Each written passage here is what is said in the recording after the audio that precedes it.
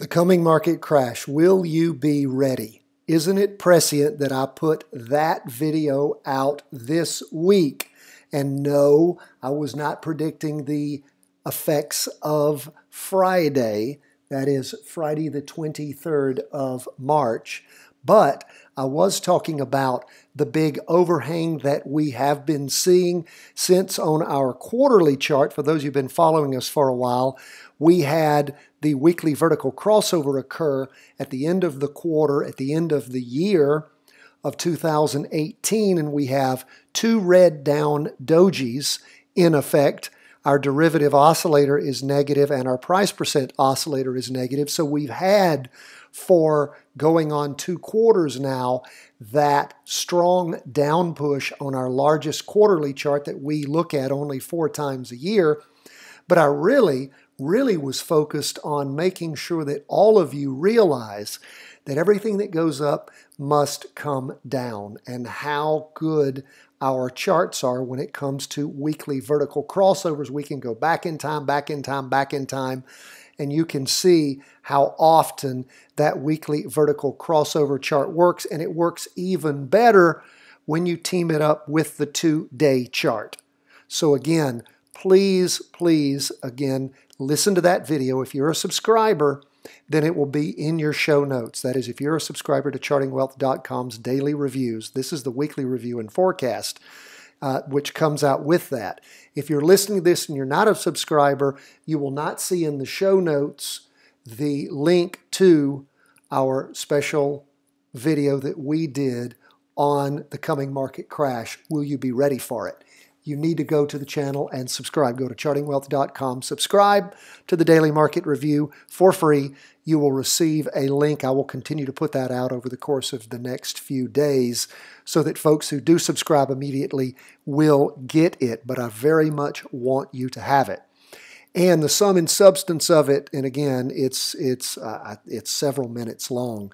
But what I'm trying to give you the information on is how important it is for you to understand what it is we do here, in that you do not have to lose everything you have when the market rolls over and tumbles down. If you look at the quarterly chart that we use, that is unbelievable going back 20 years, we are able to look at, and the Trump effect is one thing that we talk about over and over again, the brilliance of that. But how, we're going all the way back. We can't go all the way to 95, but you can see in the year 2000, the year 2004, the year 2008, the year 2010, you can see where would have gotten you out from the big drop in 2000, would have gotten you out from the big drop in 2008, would have gotten you in for the run-up between 2003 and 8, would have gotten you in for the big run-up starting in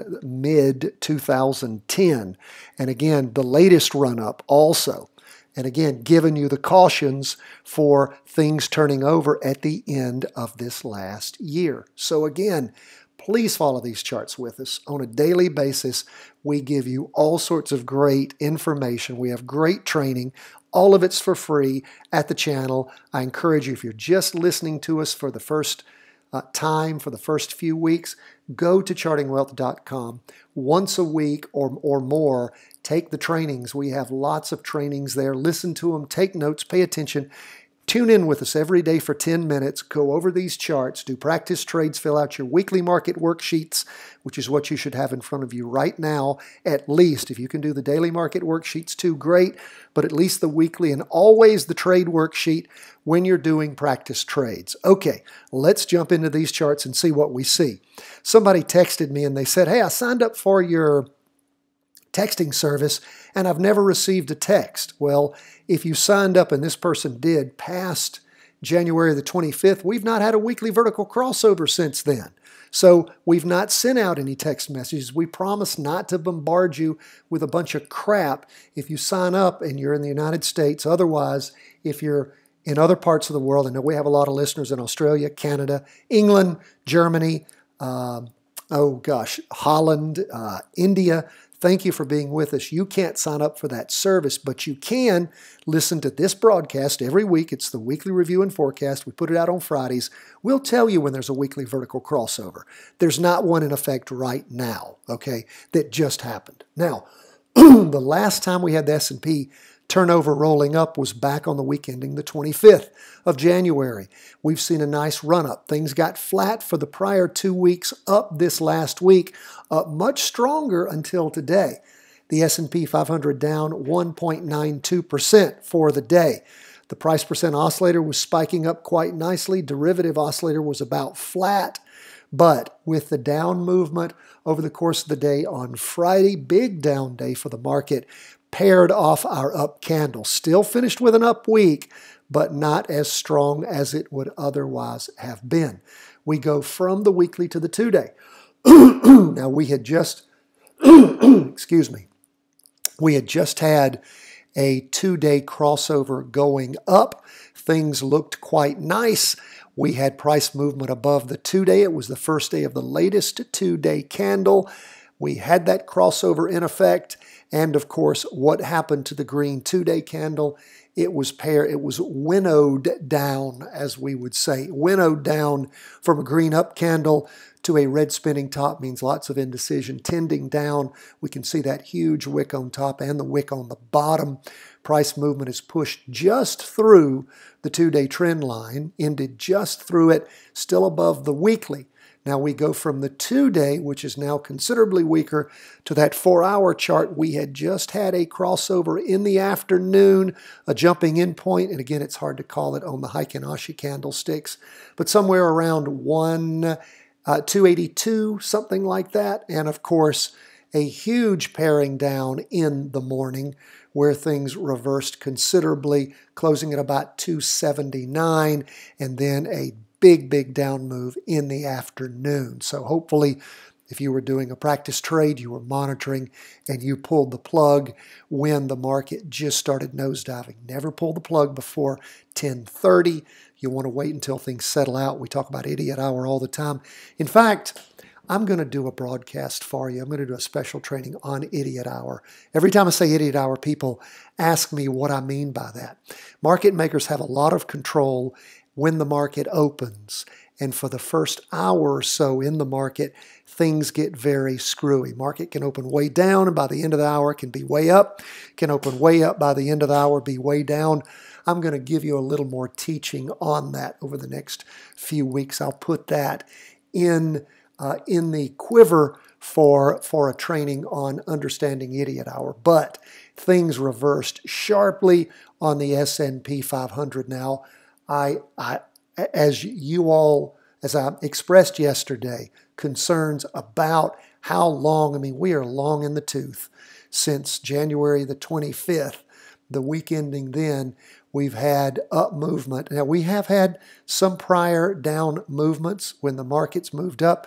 It's moved down. We can see that on the 4-hour chart. But again, it is getting long in the tooth, and we just need to, again, watch, pay attention, particularly go back and look at your bigger charts. Weekly chart is still up. It did lose a lot of energy on the S&P 500, and the 2-day chart down quite a bit, pairing off all of that nice green up candle. Excuse me. Got a little something in my throat here. We will go from the S&P 500 now to the NASDAQ 100, down 2.20%. Still a nice big green up candle, one of the largest we have seen to date. NASDAQ was down considerably, however. Price percent oscillator still moving up. Derivative oscillators lost just a little bit of energy. That's in our big chart. We go to the 2-day chart. What do we see? Paired off that candle quite a bit, still closed higher than the prior week and has a big green up wick on it. But we can see that the price percent oscillators paired off, still heading up, but just barely. Derivative oscillator heading up. Also, price movement is above the 2-day and the weekly. We go from the 2-day to the 4-hour, and of course, we had a red spinning top in the morning, meaning indecision tending down, and pulled over strongly, crossing over, ending the day down. Now, of course, where did we start? At about 174. Things are still up about $5. Again, when you are in a trade and following things, you want to pay close attention, particularly when you have huge down movements. Again, those of you who are looking to make a decision on what to do if you haven't pulled the plug on your Qs trade, pay attention to how the market goes on Monday. Pay close attention again to your 2-day chart as the week starts off. That's the beautiful thing about our Heikin Ashi candlesticks, is they will help you see the average pace and how strong or weak the market starts off. Additionally, again, look at that weekly. Look at how the weekly candle starts forming. And again, hard to call the weekly candle just one day into a 5-day candle, but that will give you another hint. Check out your price movement as to where it is. Is it above the weekly and staying above the 2-day trend line on that 2-day chart? And see how the week starts. Again, we've seen some pullbacks already as we've been in trades with the Qs since we had the weekly vertical crossover going up back on the week ending the 25th of January. So we've had a couple of times where that's occurred. Don't have a down candle yet on the 2-day chart. So again, continue to watch, practice. That's what this is all about. And again, pay attention to what's going on, practice, keep your notes, use your trade worksheet, and learn. That's what all of this is about.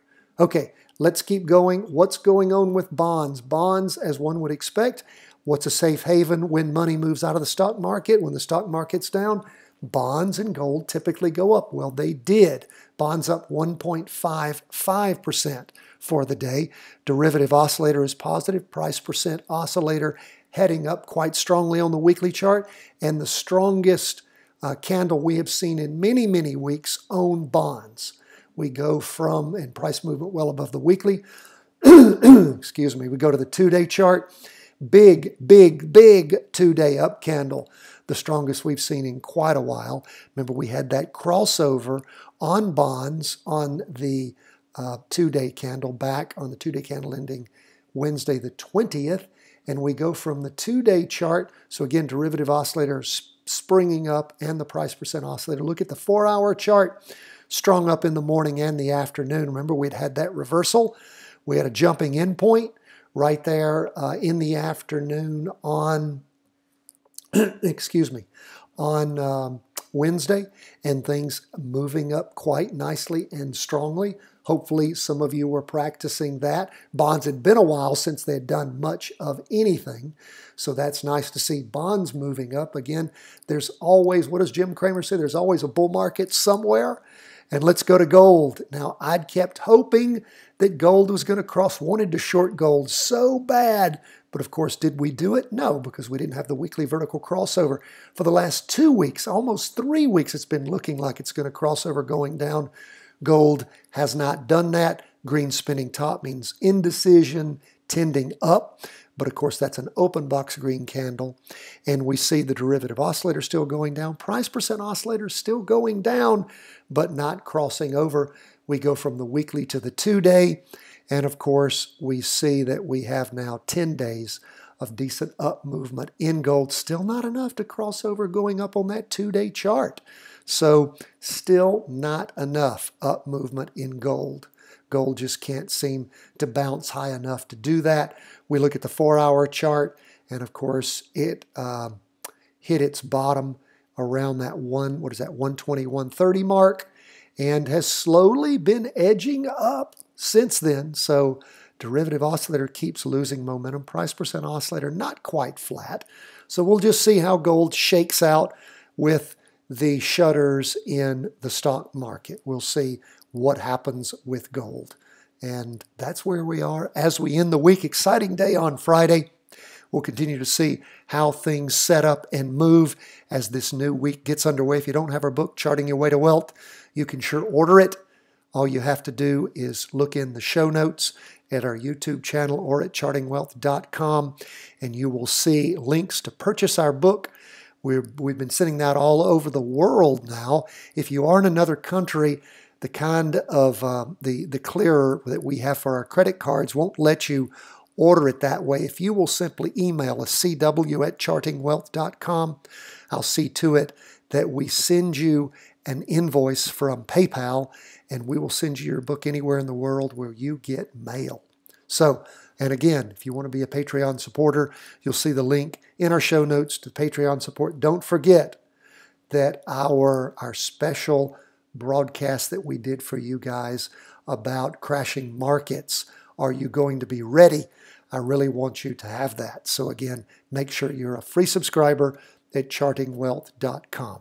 God bless, my friends. All the best. I guess it's about time for the week to end because my voice is going. All the best. Take care.